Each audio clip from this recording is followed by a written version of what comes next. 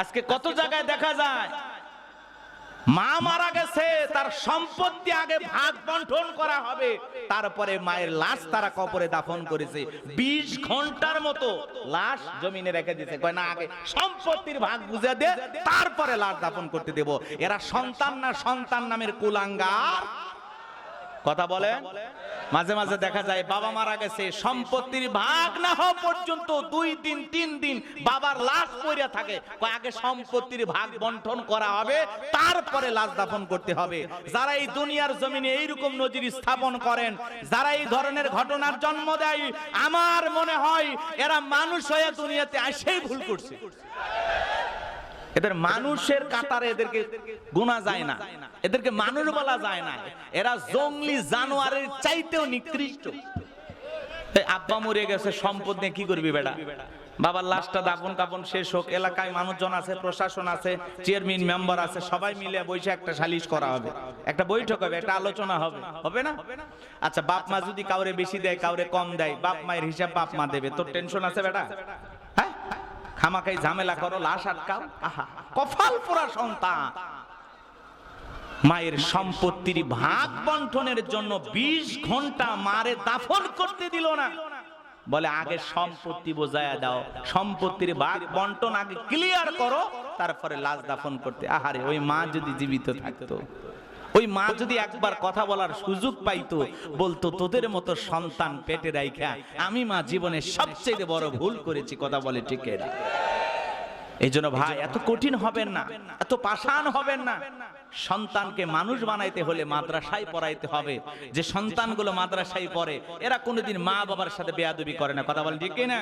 যে সন্তানগুলো মাদ্রাসায় পড়াশোনা করে, দেখবেন কলেজ ইউনিভার্সিটির দিকে তাকায় দেখেন, শিক্ষককে পিটাইয়া কাপড় খুলে নেয়, আর মাদ্রাসার দিকে তাকায় দেখেন হুজুরকে মারা দূরের কথা, ওস্তাদকে মারা দূরের কথা, ওস্তাদের পায়ে হুজুরের পায়ে ওজুর পানি ঢেলে দেয়। এজন্য সন্তানটাকে আদর্শবান, আখলাকওয়ালা, চরিত্রবান বানাইতে চাইলে মাদ্রাসায় পড়ানো ছাড়া বিকল্প কোনো রাস্তা খোলা। এই জন্য বাজান, দুনিয়ার শিক্ষা পরে, আগে আখিরাতমুখী শিক্ষা দেন। সন্তানের ভিতরে কোরআন হাদিসের জ্ঞান ঢুকাইয়া অন্তরটা আলোকিত করেন, আদর্শবান বানান। হাফিজ আলেম হওয়ার পরে ডাক্তার বানান, ইঞ্জিনিয়ার বানান, আমাদের কোনো আপত্তি নাই। ডাক্তার হলে আদর্শ ডাক্তার হবে, ইঞ্জিনিয়ার হলে আদর্শ ইঞ্জিনিয়ার হবে, নেতা হলে আদর্শ নেতা হবে। কথা বলেন ঠিক না? সামনের দিকে যাই বাজান গো আমার। যে কথা বলতে যাচ্ছিলাম, দিল দিয়া কথাগুলো বোঝার চেষ্টা করবেন, গভীর মনোযোগ দিয়ে কথাগুলো শুনবেন। আল্লাহ বলেন, ইকরা বিসমি রাব্বিকাল্লাযী খলাক, পড়ো তোমার রবের নামে যিনি তোমাদেরকে সৃষ্টি করেছেন। ভাইরা আমার, তাহলে বলেন এই আয়াতের ভিতরে রব শব্দ আছে না নাই? পবিত্র কোরআনুল কারীমের 1 নাম্বার সূরা, সূরাটির নাম হলো ফাতিহা, তার 1 নাম্বার আয়াত। জবান ছেড়ে সবাই বলুন আলহামদুলিল্লাহি রাব্বিল আলামিন। এই আয়াতের ভিতরে রব শব্দ আছে না নাই? সমস্ত প্রশংসার, যাবতীয় প্রশংসার একমাত্র মালিককে। আরো জোরে বলেন, সমস্ত প্রশংসা তার, সৃষ্টিকুলের রব, প্রতিপালক যিনি। এই আয়াতের ভিতরে রব শব্দ আছে না নাই? আপনি আমি যখন বাজার নামাজের ভিতরে রুকুতে চলে যাই, কি তাসবিহ পাঠ করি? সুবহান রাব্বিয়াল আযীম, সুবহান রাব্বিয়াল আযীম। রব শব্দ আছে না নাই? রুকু হতে দাঁড়ানোর সময় কি বলি? সামিআল্লাহু লিমান হামিদা, রব্বানা লাকাল হামদ। রব শব্দ আছে না নাই? এরপরে যখন মাথা নত করে সিজদায় চলে যায়, কি তাসবিহ পাঠ করি? সুবহান রাব্বিয়াল আ'লা, সুবহান রাব্বিয়াল আ'লা। অনেক মানুষ যায় খালি দেখবেন সুবহানাল্লাহ কয় না, সয়াবিনের তেল কয়, আল্লাহ ভালো জানে। স্পষ্ট করে বলতে হবে আপনাকে, সুবহান রাব্বিয়াল আ'লা, সুবহান রাব্বিয়াল আ'লা। এরপরে নামাজের সালাম ফিরানোর পরে যখন হাত তুলে দোয়া করেন, কি বলেন? রব্বানা আতিনা ফিদ দুনিয়া হাসানাতাও ওয়া ফিল আখিরাতি হাসানাতাও ওয়া কিনা আযাবান নার। সূরা বাকারা 201 নাম্বার আয়াত। আল্লাহর কাছে ডেকে বলি, হে আমাদের রব, আমাদেরকে দুনিয়ার কল্যাণ দান করো, আখিরাতের কল্যাণ দান করো। ওই কঠিনে জাহান্নামের আগুন থেকে আমাদের মুক্তি দাও। জাহান্নামের আগুন থেকে বাঁচানোর মালিক কে? জীবনের পরতে পরতে সব জায়গায় রব আমার ভাইরা, যেদিন আপনি আমি মারা যাব, মসজিদের মাইকে যখন এলান জারি হবে, এই গ্রামের অমুক ব্যক্তি বেঁচে নাই, ইন্না লিল্লাহি ওয়া ইন্না ইলাইহি রাজিউন। আপনার আমার মৃত্যুর সংবাদ শোনার পরে স্ত্রী কেঁদে বলবে আমার স্বামী নাই, ছেলেটা কেঁদে বলবে বাবা নাই, মেয়েটা কেঁদে বলবে আমার বাবা নাই। পাড়া প্রতিবেশী আত্মীয় স্বজন সবাই চলে আসবে আপনাকে আমাকে শেষ বিদায় দেওয়ার জন্য। আমি গোলাম রব্বানী যদি আজকে দিনাজপুরের মাটিতে মারা যায়, আমার লাশটা বাড়িতে পৌঁছার আগে বাজান আমার জন্য কবর খোঁড়া শুরু হয়ে যাবে। আমার লাশটা বাড়িতে পৌঁছার আগে বাঁশঝাড়ের বাঁশ আমার জন্য রেডি হয়ে যাবে, কাফনের কাপড় প্রস্তুত হয়ে যাবে। আমার স্ত্রী ডেকে বলবে আমার স্বামী অনেক আগে মারা গেছে, আনার পরে বেশি দেরি করা যাবে না।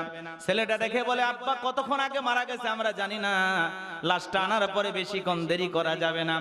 যেদিন আমি গোলাম রব্বানী কোথাও মারা যাব বাজান, আমার লাশটা ওই জেলা থেকে আমার নিজের এলাকায় পৌঁছার আগে আমার জন্য সব আয়োজন রেডি হয়ে যাবে। কথা বলেন ঠিক কি না? এ বাজান, কার কখন মৃত্যু হবে আমরা কেউ জানি না।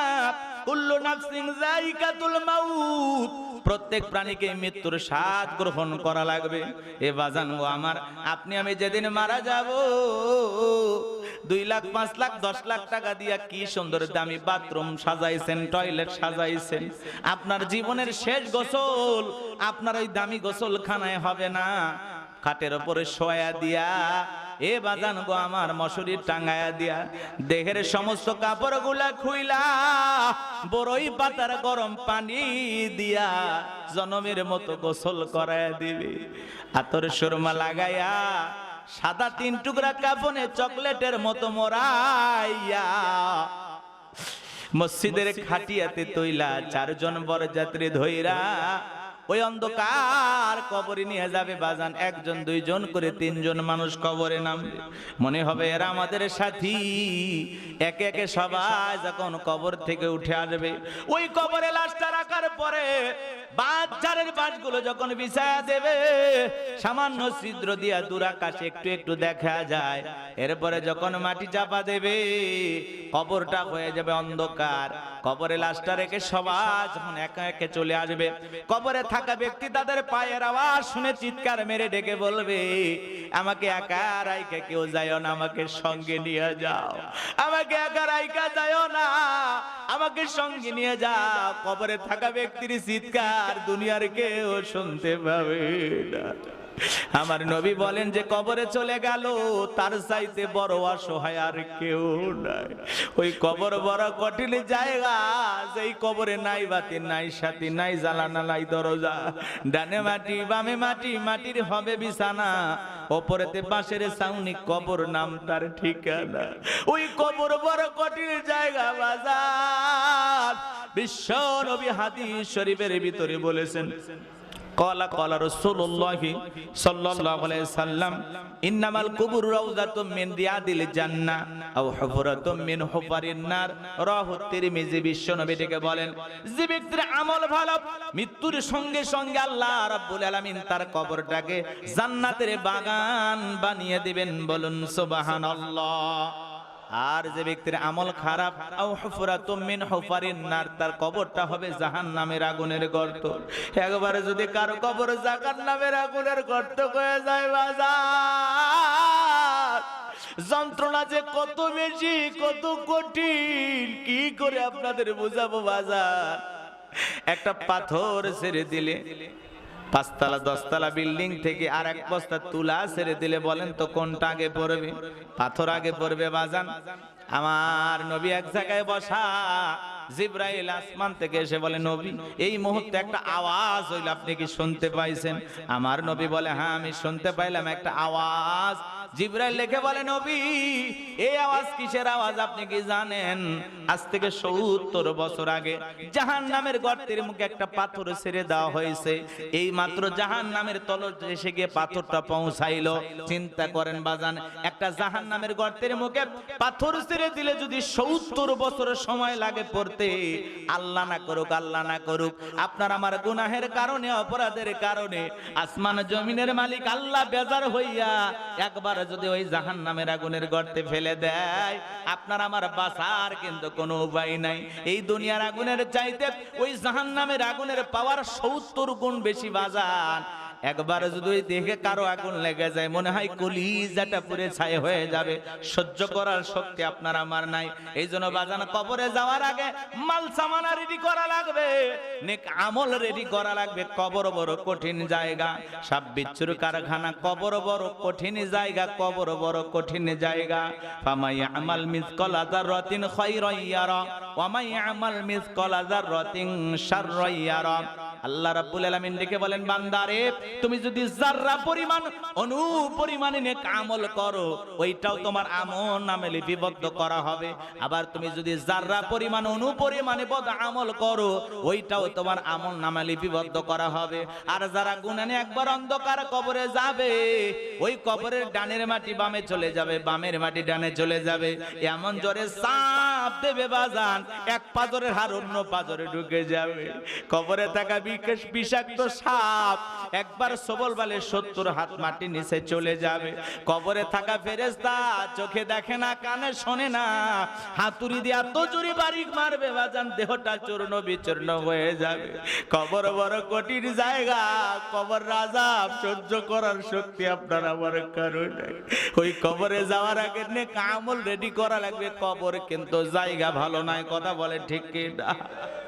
কবর কি না জায়গা ভালো না, কবর জায়গা ভালো। 6 দিন পরে নখ কষে যাবে, 9 দিন পরে চুল। কবর গায়ের সামান নিতে কইরো না কেউ ভুল। কবর জায়গা ভালো নয়, কবর জায়গা ভালো নয়। আমল দিয়ে কবর গৃহ সাজিয়ে নিতে হয়। 17 দিনে পেট পেটে শেষ পোকার খাদ্য হবে। 60 দিন পরে গোশ থাকবে না, কঙ্কাল পরে রবে। 90 দিন হাড়গুলি সব 90 দিনে হাড়গুলি সব আলাদা হয়ে রয়। কবর জায়গা ভালো নয়, কবর জায়গা ভালো নয়। আমল দিয়ে কবর গৃহ সাজিয়ে নিতে হয়। আমল ছাড়া কবরের দাম, জোরে বলেন দাম। ওই কবরের ভিতরে আপনাকে আমাকে যখন রাখা হবে বাজান, 1 নাম্বার প্রশ্ন করা হবে, মার রব্বুকা, তোমার রবকে। প্রশ্নের ভিতরেও রব শব্দ আছে না নাই? জীবনের পরতে পরতে রব, যারা দুনিয়ার জমিনে রবের গোলামি করেছে, রবের সাথে যাদের সম্পর্ক ছিল, যারা দুনিয়াতে রবকে জেনে ইবাদত করেছে, বন্দেগী করেছে, রবের বিধান মোতাবেক চলেছে, যারা আল্লাহর প্রিয় গোলাম ছিল, খাঁটি মুসলমান ছিল, খাঁটি মুত্তাকি ছিল বাজান, যারা খাঁটি ইমানদার, আল্লাহর প্রিয় গোলাম, নেককার বান্দা, তাদেরকে যখন কবরের ভিতরে ফেরেশতারা প্রশ্ন করবে মার রব্বুকা, ওই নেককার মুত্তাকি আল্লাহর প্রিয় গোলামেরা জবাব দিয়ে বলবে রব্বি আল্লাহ, রব্বি আল্লাহ, আমার রব আমার আল্লাহ। কিন্তু যারা গুনাহগার, নাফরমান, বেঈমান, যারা বলেছে খাও দাও ফুর্তি করো, দুনিয়াটা মস্ত বড়, দুনিয়ার রং তামাশায় যারা মেতেছিল, শয়তানের ওয়াসওয়াসায় পড়ে সারাটা জীবন ভুল পথে পরিচালিত হয়েছে, শয়তানের ধোঁকায় পড়ে মিসগাইড হয়েছে, যারা ভুল পথে পরিচালিত হয়েছে, যারা ওদেরকে যখন প্রশ্ন করবে মার রব্বুকা, তোমার রব কে, ওই বদকার নাফরমান আল্লাহর অবাধ্য গোলামেরা জবাব দিতে পারবে না, ফেল ফেল করে তাকিয়ে থাকবে। এই জন্য নবীর সাহাবী হযরত ওসমান কবর থেকে ঝরে চোখের পানি ছেড়ে দিয়ে কান্না করতেন। সাহাবীরা ডেকে বলতেন, ভাই ওসমান, আপনি কবর থেকে এত কান্না কেন করেন? হযরত ওসমান ডেকে বলে, কবর হলো প্রত্যেকটা মানুষের প্রথম স্টেশন, প্রথম ঘাঁটি, প্রথম মঞ্জিল।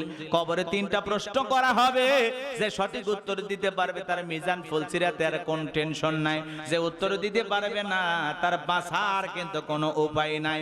এজন্য বাজান গো আমার, নেক আমল করে খাঁটি মুত্তাকি হয়ে আল্লাহর বিধান মোতাবেক জমিনে চলে 5 ওয়াক্ত সালাত আদায় করে কারা কারা কবরে যেতে চান, 2টা হাত তুলে আল্লাহকে দেখান।